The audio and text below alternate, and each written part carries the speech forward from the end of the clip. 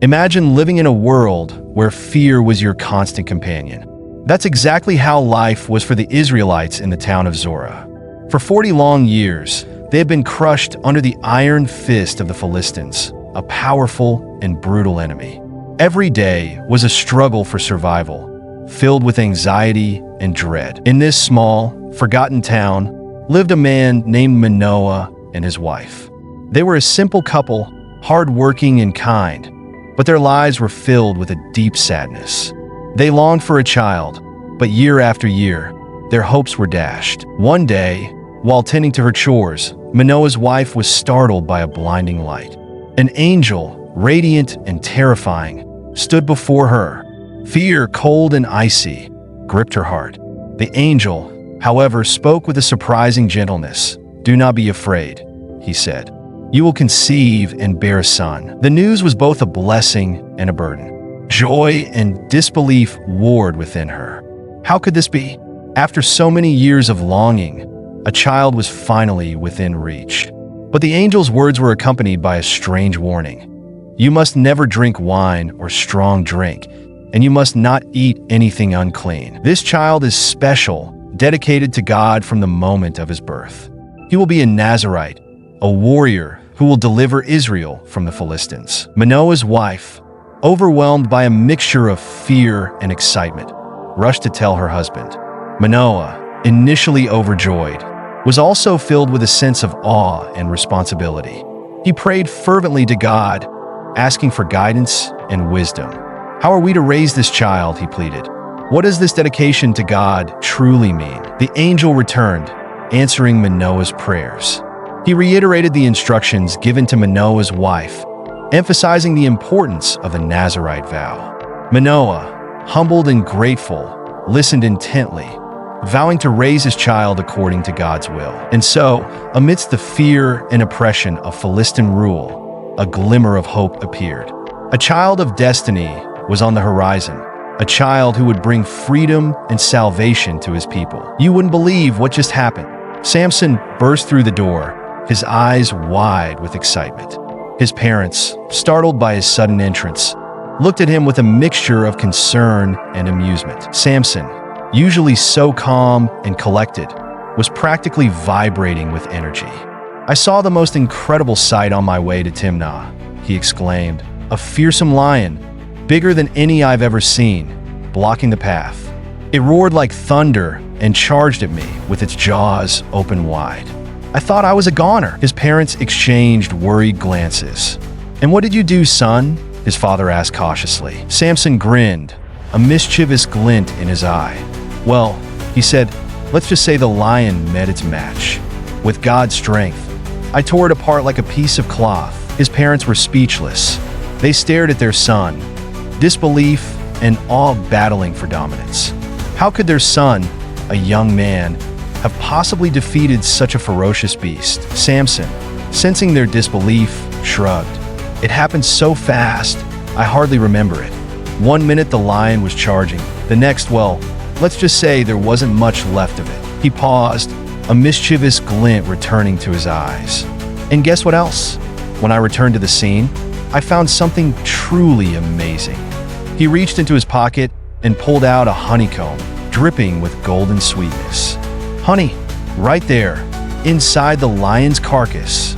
I shared it with my parents, of course. His parents, still reeling from the news of his encounter with the lion, looked at the honey with a mixture of fascination and disgust. "Honey from a dead lion?" his mother exclaimed, her voice a mixture of horror and disbelief. Samson chuckled. "It was the sweetest honey I've ever tasted." His parents exchanged a look of concern. Samson was certainly a remarkable young man, but his encounters with the Philistines and his strange adventures were starting to worry them. They knew their son was special, chosen by God for a great purpose, but they also knew that his path would likely be filled with danger and uncertainty. "You won't believe the riddle I came up with," Samson declared, beaming with pride as he sat down to dinner with his parents and the 30 Philistine guests he had invited. The Philistines, a boisterous and arrogant bunch, exchanged uneasy glances. They were not known for their intelligence, and the thought of competing with Samson in a riddle-solving contest filled them with dread. "If you can solve it within 7 days," Samson announced, "I will reward each of you with 30 linen garments and 30 sets of clothes. But if you fail, you must give me the same." The Philistines, despite their apprehension, nodded eagerly. The prospect of winning fine linen garments was too tempting to resist. "All right," Samson declared, "here it is. Out of the eater came forth something to eat, and out of the strong came forth something sweet. Now solve that." The Philistines scratched their heads, their brows furrowed in concentration. They whispered amongst themselves, throwing out wild guesses. Days turned into agonizing nights. The Philistines, desperate for a solution, resorted to trickery. Samson's wife, captivated by the festive atmosphere and eager to please her new husband, was subtly pressured by the Philistine women. "You must help your husband," they pleaded, their voices laced with a mixture of concern and thinly veiled threats. "If he loses, your family will be in grave danger." Torn between loyalty to her husband and fear for her own safety, Samson's wife felt a wave of panic wash over her. She knew she shouldn't, but the pressure was immense. Finally, she succumbed. She revealed the answer to the riddle to the Philistines. When Samson realized that his wife had betrayed him, a surge of anger washed over him. "You have betrayed me," he roared, his voice filled with fury. "You have broken my trust." The Philistines, overjoyed, erupted in laughter. Their mockery stung Samson deeply. Shame burned within him. How could he have been so foolish? How could he have trusted her? Driven by a mixture of anger and humiliation, Samson unleashed his fury. He descended upon the Philistine city, slaughtering 30 of them in a fit of rage. He stripped them of their clothes, a chilling reminder of the wager they had lost. The Philistines, enraged by this act of defiance, retaliated with a terrifying fury. They burned Samson's wife and her father's house to the ground, leaving nothing but ashes and despair in their wake. Samson, consumed by grief and rage, vowed to make them pay. He knew he could not undo the damage, but he could make them suffer. This was just the beginning of his war against the Philistines. "You will never believe what the Philistines are offering me," Delilah purred, her eyes gleaming with a mixture of greed and excitement. Samson, lounging on a pile of lion skins, looked at her with amusement. "And what exactly is that, my love?" he asked, a playful glint in his eye. Delilah leaned closer, her voice dropping to a conspiratorial whisper. "The Philistine lords, those arrogant bullies, are offering me a fortune, a mountain of silver, if I can discover the secret of your incredible strength." Samson scoffed. "Their strength?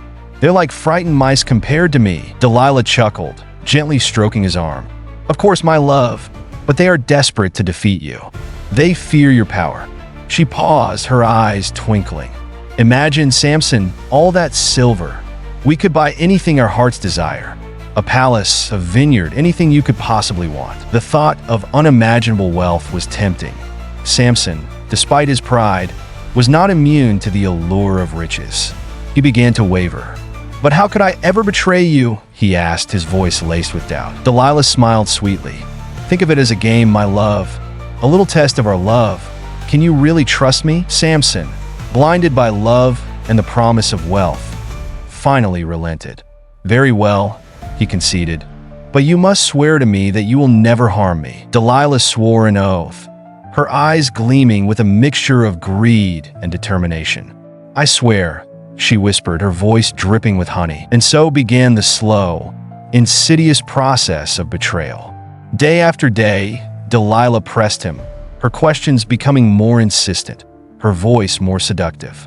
Samson, weakened by his love for her, gradually revealed small pieces of the truth. He spoke of his Nazirite vow, of the uncut hair that was the source of his immense power. Delilah, her heart pounding with excitement, relayed this information to the Philistine lords. They in turn devised a plan. As Samson slept, Delilah, guided by the Philistine soldiers, carefully braided his hair into the fabric of the loom. Samson stirred, sensing something was wrong. He awoke to find himself entangled in the loom, his hair woven into the fabric. Panic surged through him. He struggled against the bonds, but to his horror, his strength seemed to ebb away, replaced by a terrifying weakness. The Philistines, alerted by Delilah's signal, burst into the room. They seized Samson, his strength now gone, and bound him with iron shackles. The laughter of the Philistines echoed in the room, a chilling sound that filled Samson with shame and despair. He had been betrayed by the woman he loved, his trust shattered, his power stripped away. As they dragged him away, blind and helpless, Samson knew his life would never be the same. They say he could bring down a temple with his bare hands. This was the whisper that echoed through the streets of Gaza, a chilling reminder of the once mighty Samson, now reduced to a pathetic spectacle. Blind and shackled, Samson was forced to grind grain in the Philistine prison, a constant reminder of his fallen glory. The laughter of his captors echoed through the air, a constant torment to his ears. But even in his weakened state, Samson's spirit remained unbroken. He prayed to God, his voice a low, desperate plea. "God," he cried, "remember me. Give me just one more chance to strike back against these enemies." The Philistines, eager to celebrate their victory, held a grand festival to honor their god Dagon. They brought Samson out of his prison cell, a grotesque spectacle for their amusement. The crowd roared with excitement, their faces twisted in cruel glee. As they mocked and jeered at him, Samson, his heart filled with a burning rage, felt a surge of unexpected strength. He reached out, his hands trembling, and grasped the two massive pillars that supported the temple. The Philistines, oblivious to the danger, continued their revelry. They danced and sang, their laughter echoing through the crowded hall. But then, a chilling silence descended. With a mighty heave, Samson strained every muscle. The pillars groaned under the immense pressure, then began to crack. The crowd, sensing the impending doom, erupted in terrified screams. In a final, desperate act of defiance, Samson brought down the temple upon himself and his enemies. The ground shook, the air filled with the screams of the terrified, and the temple collapsed in a thunderous roar. Dust and debris rained down, burying the Philistines alive. Samson, his life ebbing away, lay amidst the wreckage, a tragic hero who had found a final, defiant victory. He had brought down the temple, taking his enemies with him. As the dust settled and the screams subsided, a chilling silence descended upon the city. The Philistines, once so arrogant and powerful, lay dead, crushed beneath the weight of their own celebrations. Samson, the once mighty warrior, now lay still, his mission finally complete. He had delivered one final, devastating blow to his enemies, proving that even in his weakened state, he remained a force to be reckoned with.